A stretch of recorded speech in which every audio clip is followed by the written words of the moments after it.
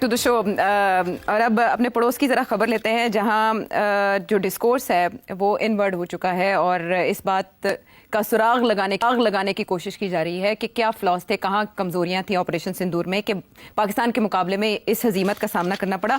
तो कुछ बयानात तवातर से सामने आ रहे हैं। ऐसा लग रहा है कि सांप आहिस्ता आहिस्ता पटारी से निकल रहा है, बिल्ली आहिस्ता आहिस्ता थैले से बाहर आ रही है। सेठ साहब, जयशंकर साहब ने जेडी वैंस की फोन कॉल के हवाले से कुछ बातें कही, ऐसे जैसे वो सस्पेंस क्रिएट करने की कोशिश करें। फिर उसके बाद शिव कुमार साहब, उनके एक डिफेंस अताशी है इंडोनेशिया में, उन्होंने वहां पर बात करते हुए कुछ बताया कि कोई कॉन्स्ट्रेंट्स थे जिसकी वजह से हम उस तरह परफॉर्म नहीं कर सके जिस तरह से हमारी कैपेबिलिटीज थी।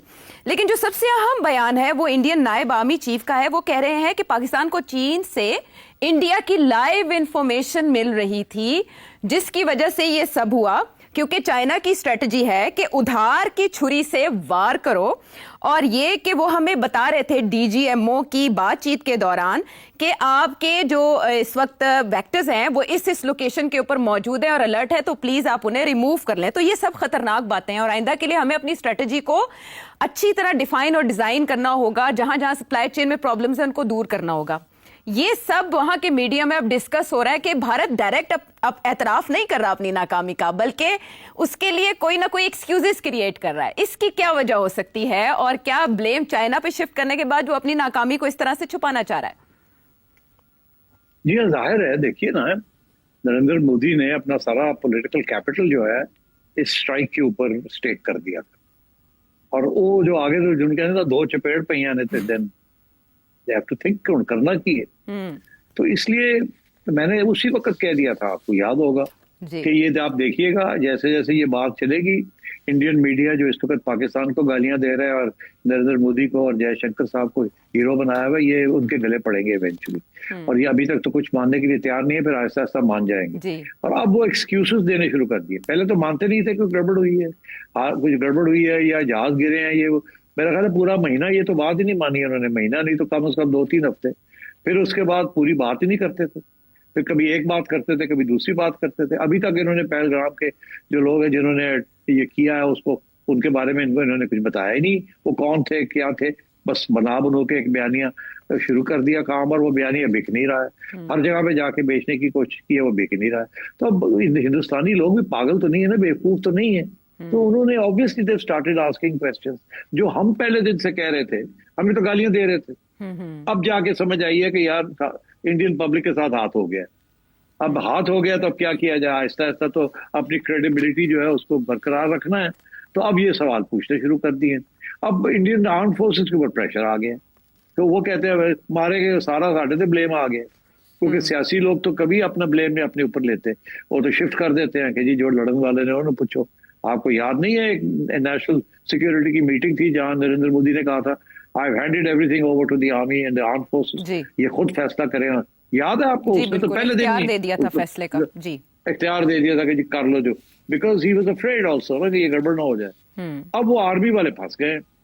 अगर वो एडमिट करते हैं कि गड़बड़ हुई है और हम we were caught off balance या वी लॉस्ट द वॉर या कुछ वी हैड फेलियर्स, तो वो सारी इनके गले पड़ती है। और अगर वो नहीं करते तो फिर सियासतदानों के ऊपर पड़ती है। सियासतदान तो नहीं कभी करेंगे। तो अब ये फौजियों ने अपने एक्सक्यूजेस निकालने शुरू कर दिए कि जी हम तो एक कंट्री के साथ नहीं लड़ रहे थे, हम तो 2 कंट्रीज के साथ लड़ रहे थे। पहले तो ये कह रहे थे कि ये जो चाइनीज है इन्होंने मिसाइल्स और इन्होंने जहाज जो है वो उन्होंने चाइनीज दिए और चाइनीज ने इनकी हेल्प की है इन दिस वे। तो यार वो तो रशियन जहाज आप ले रहे हैं, फ्रांस के जहाज आप ले रहे हैं, तो इसका क्या मतलब है कि फ्रांस और रशिया ने आपकी हेल्प की है उस तरीके से? तो मतलब है हथियार तो आप कहीं से भी ले लें, इस्तेमाल तो आपने करनी है। तो यही तो फ्रांसीसी रो रहे हैं इस वक्त कि यार साढ़े जहाज से ठीक सब तुसी की किया और वो इंडियंस जो है वो फ्रांसीसियों के साथ भी लड़ रहे हैं, तो जी थोड़े जहाज नहीं ठीक वो इसीलिए वो मारे जा रहे हैं। और इधर कहते हैं जी चाइना के नाल हेल्प हो गई है ना, उधर कहते हैं थोड़े जहाज ठीक नहीं सर। अब जाएं तो जाएं कहाँ? तो इसलिए आई थिंक बड़ी सोल सर्चिंग होनी पड़ेगी। और इंडिया के अंदर लोग हैं जो ये अब सवाल पूछना शुरू कर दिया उन्होंने कि ये किया क्या आप लोगों ने बिटवीन दी आर्म फोर्सेस। कहते हैं कि जी हमें तो रोका गया। ये जो इंडोनेशिया के अंदर जो साहब अब लपक के खड़े हो गए, पता नहीं कौन है ये, शिव कुमार, वो कहते हैं शिव कुमार चौथे मोहल्ले खड़ा हो गया जाके लो लेवल डिफेंस अटैची। अब आप बात करें, वो कहीं ना कहीं बात कर रहा होगा, उससे बात कर दी, वो ही इज नोबडी। तो अब वो कि जी वो देखें जी हमें तो रोक दिया गया, हम तो ये कर सकते थे, वो कर सकते थे, हमें रोक दिया गया from doing this and doing that, which is not true. So अभी नहीं 72 जहाज जो है चढ़ के आपके ऊपर आ जाते और मिसाइल फायर करनी शुरू कर देते। It's not just like that. तो आई थिंक एक्सक्यूजेस तो बनाएंगे, फौज अपने आप को प्रोटेक्ट करने की कोशिश करेगी, पॉलिटिशियंस अपने आप को प्रोटेक्ट करने की कोशिश करेंगे, एक दूसरे के ऊपर इल्जाम लगेंगे और फिर आखिर में आके दोनों कहेंगे जी ऐसी तो ठीक था, और चाइना भी आ गया। और चाइना तो देखे ना, वो तो बहुत बड़ा है, ये है वो है, हम एक के साथ तो नहीं, हम तो दो के साथ लड़ रहे थे, एक ही के साथ लड़ रहे थे आप। नहीं तो फिर आप ऐसे कहते हैं तो फिर हम भी ये कहेंगे हम तो आपके साथ भी और रूस के साथ भी और फ्रांस के साथ लड़ रहे।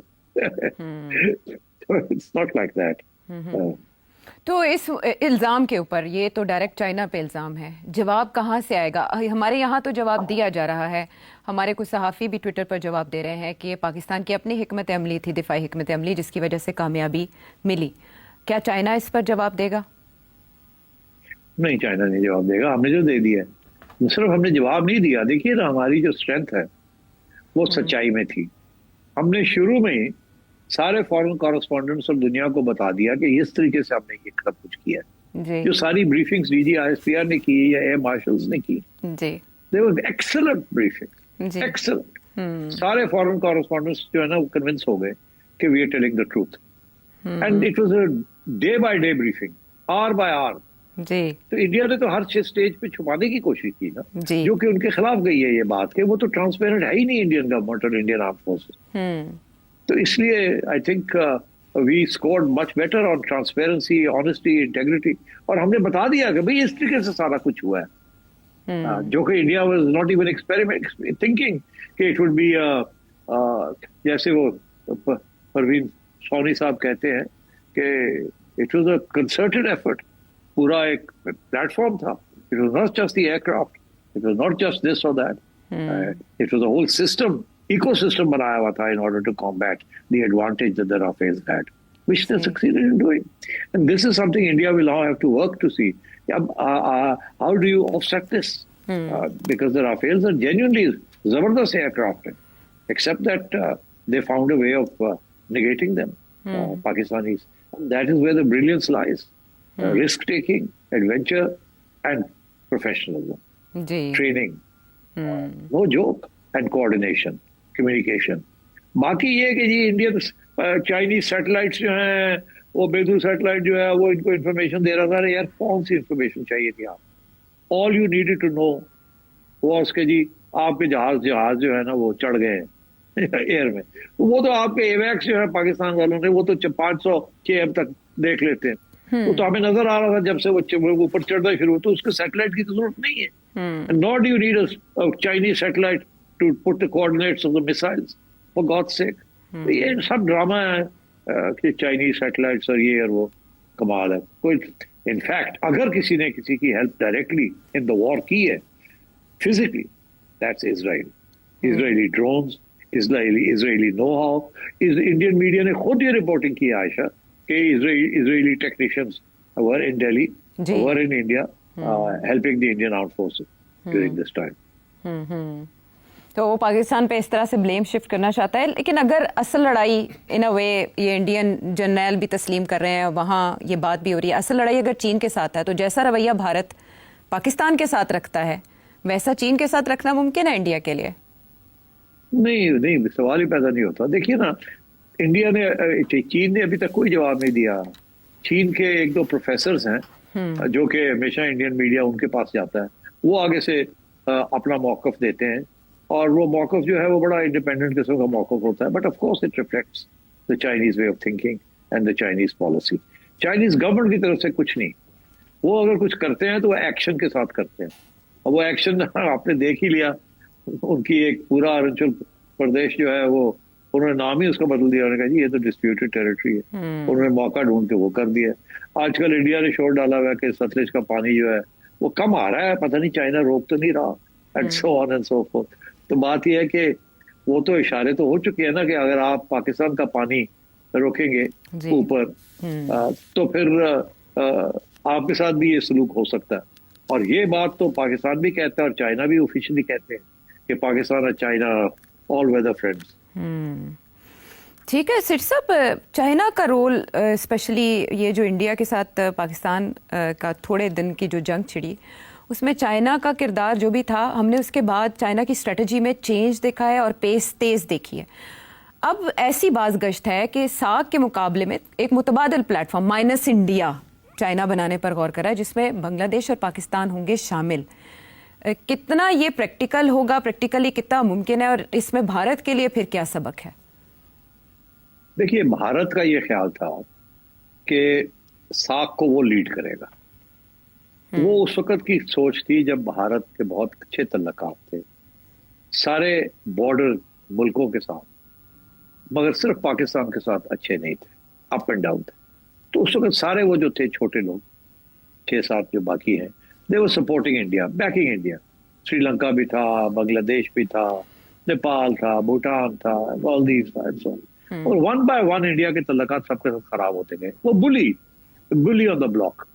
वो आपने जयशंकर साहब की आप देखें, जिस तरीके से वो बात करते हैं, जिस तरीके से वो उठते बैठते हैं, तो यू कैन टेल कि एरोगेंस है, शेयर एरोगेंस। अच्छा, वो अब वो नहीं पसंद की लोगों ने, आहिस्ता आहिस्ता सारे खिलाफ हो गए इनके। तो अब वो तो इंडिया ने फिर सोचा अच्छा ऐसी बात है तो चले हम सार्क में लिफ्ट ही नहीं कराते किसी को, अगर हमारे साथ नहीं है, हमें नहीं सपोर्ट करते, तो चले फिर हम सार्क को छोड़ते हैं। अब ये उनका नुकसान है इसमें, क्योंकि अगर कोई खला जो है ना, खला वो नेचर जो है ना, अब कुदरत खला को एक्सेप्ट नहीं करती। कहीं भी खला होती है ना, वो पूरी हो जाती है। सियासत में तो खैर बिल्कुल ही खला खाली नहीं रहती, जगह खाली नहीं रहती, कोई ना कोई भर देता है उसको आके। अब आपने अगर सार्क छोड़ दिया क्योंकि आपको वो लीडरशिप तस्लीम नहीं की जा रही, लोग सवाल करने शुरू कर दिया, तो फिर ठीक है, उससे कोई और वो खला पूरी हो जाएगी। और वो खला जो है वो अब चाइना ही कर सकता है, क्योंकि चाइना का जो रोड एंड बेल्ट प्रोजेक्ट है ना, उसने ऑलरेडी ये सारे मुल्कों को अपने अंदर ले लिया है। श्रीलंका को भी ले लिया है, नेपाल को भी ले लिया है, बांग्लादेश को भी ले लिया है, मालदीव्स को भी ले लिया, पाकिस्तान को ले लिया, अफगानिस्तान को ले लिया। All are becoming part of the road and belt initiative,